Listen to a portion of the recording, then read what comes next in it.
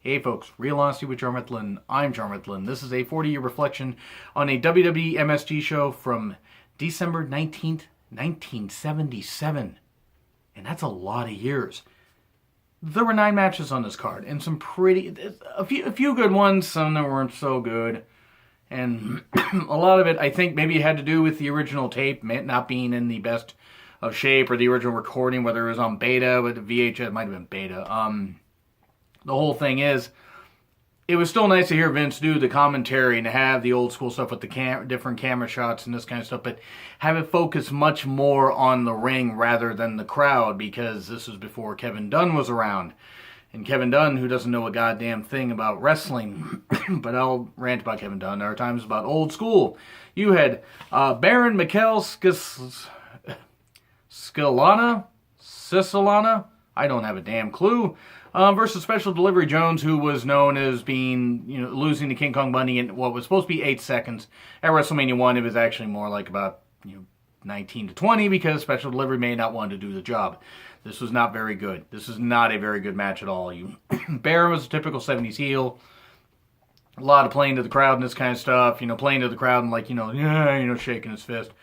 It was slow with lots of arm bars and shoulder work, which sort of made sense as far as psychology, but it was the worst match on the card, easily. Worst match on the card. It ended up being a time limit draw, and that was the worst thing about it, is this was one of the longer matches on the show, and it ended up being the worst one. And it wasn't that I didn't care about either of these guys, but just the slow pace, and I didn't expect flips and dives, but still, I expected something. I mean, it was nice to see Special Delivery Jones in something that wasn't just the WrestleMania squash, but you don't have to watch this match. You could just skip right over it, especially if you have chapter skips at all, if you watch it on the device that has chapter skips. Anyway, then you get Harley Race footage from Australia. Him defending the NWA Championship, and you get it from Australia. It's Harley Race versus Rick Martel. Yes, the very same Rick Martel that later became the model Rick Martel. That was part of Strikeforce and the Can-Am connection with Tom Put Me to Sleep Z-Man Zink. And Tom Zink was a good athlete. There was nothing discernible about his personality. But anyway, it was an NWA title match, I think. I think it was an NWA title match. The ref... The tape wasn't all that great, and the ref kind of reminded me of like a Matryoshka doll, the way he was shaped. I swore there were 7 more refs inside. But this was when I heard about this match, I go, okay, now you have my attention. Getting to see these guys, especially Harley in kind of the prime of his career at this point. 77, he still had a few prime years left. And then you had Rick Martel, who was just starting out. I mean, he might have had a couple years under his belt, but this is where he was really, young, up-and-comer and everything. It's funny they billed him from the U.S., and he was very obviously from Canada. I mean, I'm just saying, if you ever heard Rick Martel talk, which at the time people hadn't, if you ever heard Rick Martel talk, and I mean, all due respect to Rick Martel, who's a great wrestler and probably should be in the Hall of Fame for, being part of a couple really good tag teams, especially Strikeforce, and for being the model Rick Martel and one of the best heels of like the late 80s, early 90s. I'd put him in the Hall of Fame as opposed to some people, but it was a rare gem. It was a bit clipped, but it was good. Race won with just a basic suplex. Well, I mean, he held Rick Martel up in his suplex, but there was some good work and some, fire from Rick Martel in the crowd. It was like a small, Australian TV studio crowd. But still, it was really nice. It was really cool to see this match. Even if it wasn't anything flashy or brilliant, it was still really nice to see this rare gem.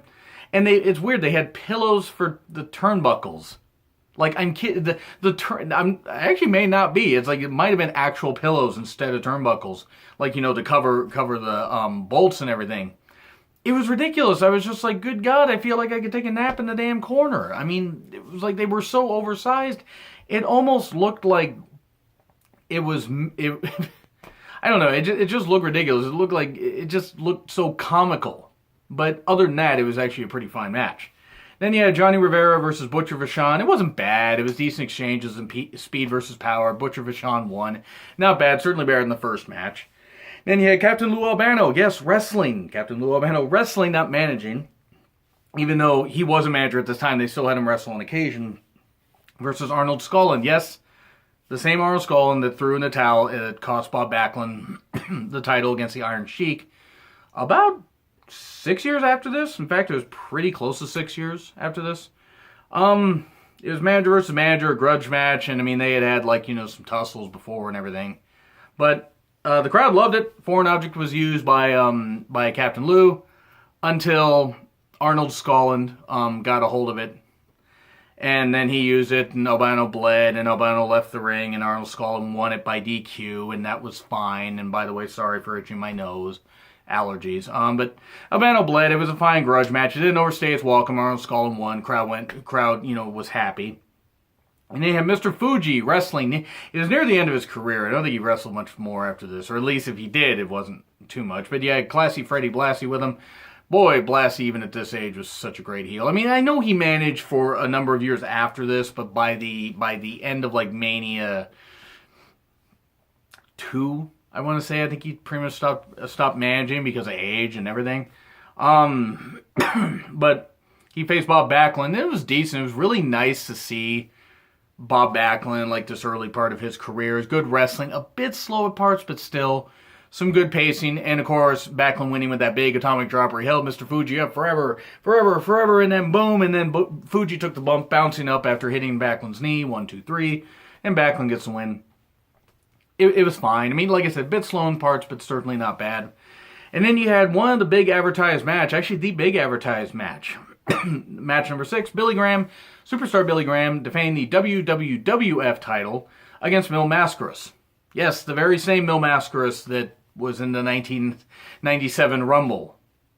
And was also, part of the Clash of Champions where Cactus Jack over by taking that huge, bump like onto the floor and everything.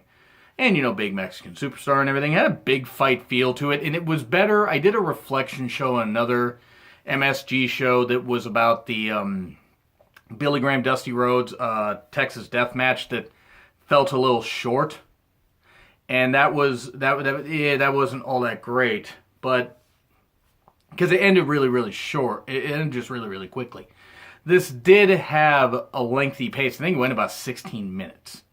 Which was nice. It was nice that Mascaras was basically able to carry Graham, and I'm sorry, Superstar Billy Graham may be one of the greatest talkers of all time, and certainly somebody that pioneered the way for Ventura, Hulk Hogan, and a number of talents to come in. Superstar Billy Graham was a fucking atrocious worker. And by the way, he's an even more atrocious human being. You heard how that guy talks? That guy who ruined his life and ruined his physique, to do steroid abuse, and was not particularly nice to his wife, whatever, all that stuff. And then he gets a second chance at life, gets a girl's liver after she dies in an auto wreck. And he gets a second chance at life, and he still chooses to be that evil. It's just, or at least that dour and everything. When people call Brett bitter, people say that Brett's bitter or other ones are bitter. Oh my God, Superstar Billy Graham's got taken the cake. I mean, I talked with New Patriot 77 about this on Twitter recently. And it's just amazing how sour Graham is. Anyway, he was awful in the ring. Had great charisma. Certainly won't doubt that. Graham did bleed. The crowd erupted near the end because they thought the Mil Mascaras won. But the ref actually stopped it due to the cut above Graham's eye.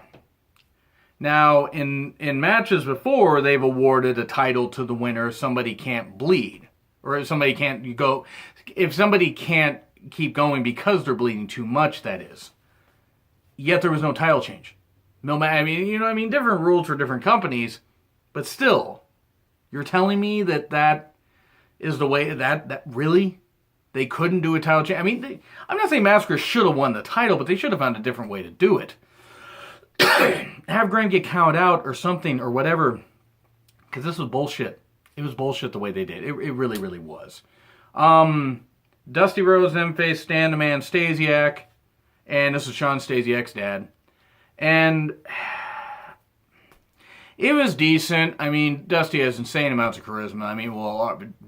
R.I.P. Dusty. He had insane amounts of charisma from the beginning of his career to the very end of his career, to even when he made occasional appearances on WWE TV, staring down Stephanie or hitting an elbow on the on various members of the Shield. I think it was actually Rollins and Ambrose. I think it was Ambrose actually who took that, and Ambrose said it was great.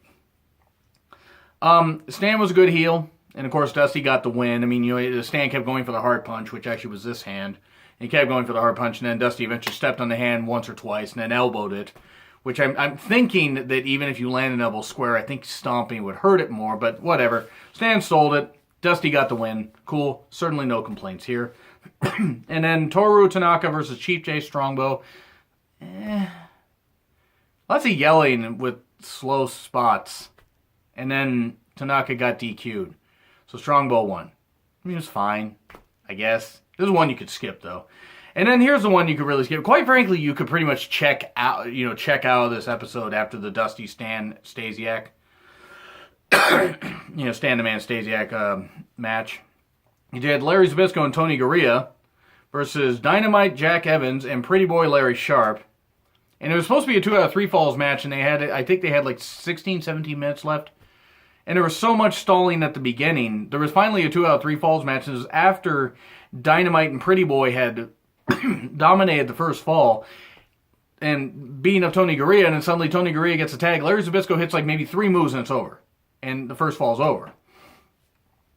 And the heels were slow as fuck. I mean, Dynamite and Pretty Boy, like, I didn't expect Flash and everything, but my God, they were so slow. It's like you could have actually gotten snails to go faster. But it was such a quick finish because then, like, the curfew, they had an 11 o'clock curfew. So, it was a sloppy end, but due to the Faces winning the first fall, they won the match. Cool, whatever, okay. Fans go home happy, I guess.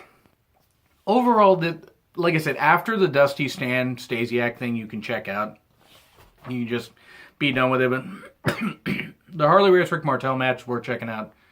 Rivera and Butcher Vachon isn't so bad. Captain Lou Arnold Scullin.